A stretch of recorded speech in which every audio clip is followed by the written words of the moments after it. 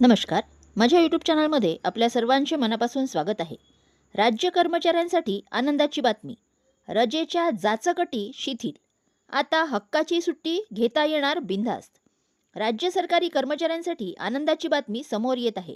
नैमित्तिक रजेच्या नियमांमध्ये शासनाने केलेल्या नव्या बदलामुळे आता रविवार आणि सार्वजनिक सुट्ट्या रजेसोबत सहज जोडता येणार आहेत.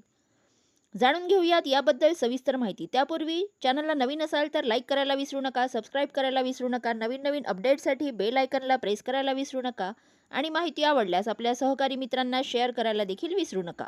महाराष्ट्र शासनाच्या वित्त विभागाने जारी केलेल्या या निर्णयामुळे कर्मचाऱ्यांना त्यांच्या कॅज्युअल रजेचे अधिक प्रभावी नियोजन करता येणार आहे. विशेषतः रविवार आणि सार्वजनिक सुट्ट्या रजेच्या आधी, नंतर किंवा मधोमध जोडण्यास दिलेली मुभा ही कर्मचाऱ्यांसाठी महत्त्वाची सवलत मानली जात आहे. राज्य शासकीय कर्मचाऱ्यांच्या नैमित्तिक रजेबाबत महाराष्ट्र शासनाच्या वित्त विभागाने एक अत्यंत महत्त्वाची स्पष्टता जाहीर केली आहे. नव्या निर्णयामुळे सरकारी कर्मचाऱ्यांना त्यांच्या कॅज्युअल रजेच्या आधी किंवा नंतर कधीही रविवार तसेच सार्वजनिक सुट्ट्या जोडण्याची परवानगी देण्यात आली आहे.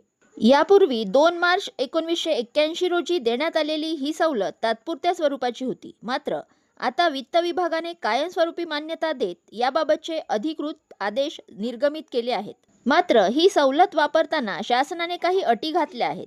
एका वेळी घेतलेली कॅज्युअल रजा आणि त्यासोबत जोडलेल्या सार्वजनिक सुट्ट्यांचा एकूण कालावधी कोणत्याही परिस्थितीत 7 दिवसांपेक्षा अधिक नसावा, अशी स्पष्ट मर्यादा निश्चित करण्यात आली आहे. ही मर्यादा 10 दिवसांपर्यंत वाढवण्याची तरतूद.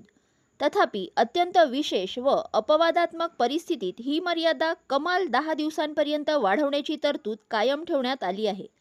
या निर्णयामुळे सलग सुट्ट्यांचे नियोजन करणाऱ्या कर्मचाऱ्यांना मोठा दिलासा मिळणार आहे.